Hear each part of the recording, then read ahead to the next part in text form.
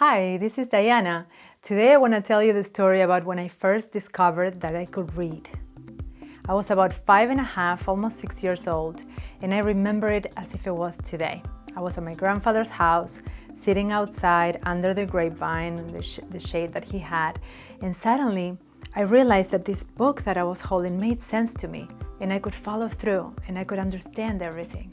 And it was so fascinating to me that for days I didn't want to do anything else.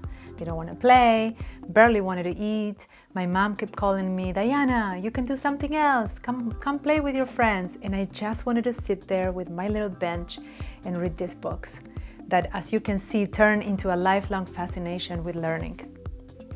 Why am I telling you this story?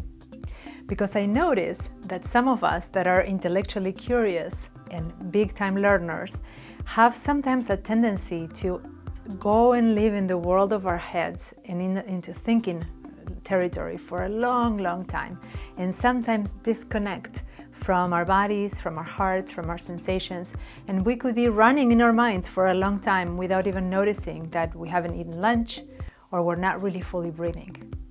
And why is this important?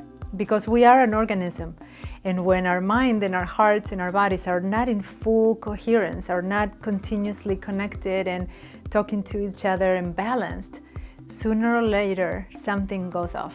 Just like if you were a car and for a long time you forget to check if there's washer fluid or if your belts are okay, sooner or later something snaps, something runs out.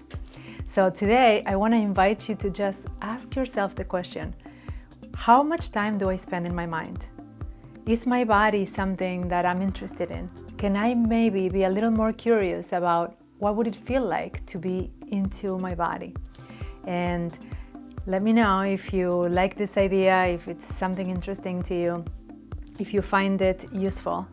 And I will look forward to tell you more about how we can get ourselves into our bodies without leaving the mind, but making them double powerful by being connected.